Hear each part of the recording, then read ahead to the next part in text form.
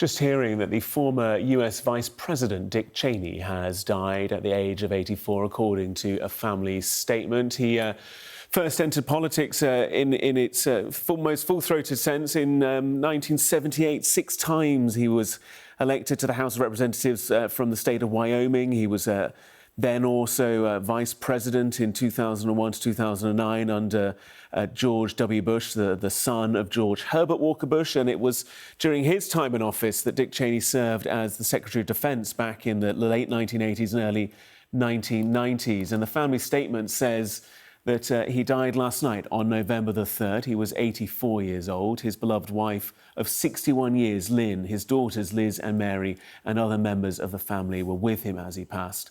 The former vice president died due to complications of pneumonia and cardiac and vascular disease. The statement going on to say, for decades, Dick Cheney served our nation, including as White House Chief of Staff, Wyoming's Congressman, Secretary of Defense, and Vice President of the United States. Dick Cheney was a great and good man who taught his children and grandchildren to love our country, to live lives of courage, honour, love, kindness, and fly fishing. We're grateful beyond measure for all Dick Cheney did for our country, and we're blessed beyond measure to have loved and been loved by this noble giant of a man. We're joined by our security and defence analyst, Professor Michael Clark. And if you've watched American foreign policy at any point over the last few decades, Dick Cheney's name will have come up at some period of that, whether that's talking about the invasion of Panama, whether that's talking about Saddam Hussein and weapons of mass destruction. He was a loud voice when it came to foreign affairs. He was. In a way, he was actually a quiet voice, but because he didn't speak loudly, and he had a very diminutive manner. But what he said was very important. And, you know, he had a terrific effect on George W. Bush, that he actually...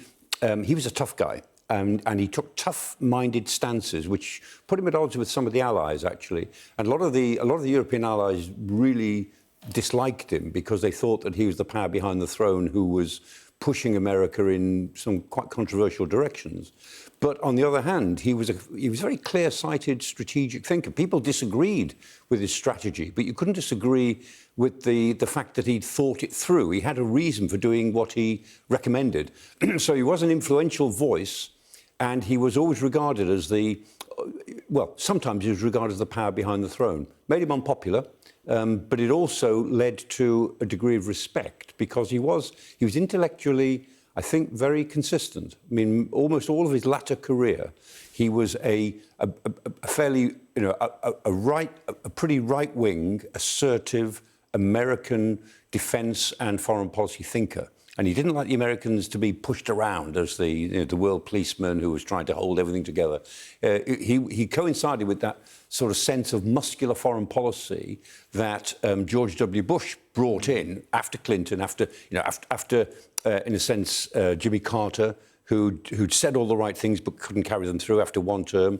Bill Clinton, of course, was a different sort of president. He was one of the last of the old internationalist presidents, I think, we've seen. And he, in a sense, coincided with that Bush-era push to move on, to make America respected through more obvious force. And he was a tough man to deal with. And I guess would have done so in the era of Kissinger as well.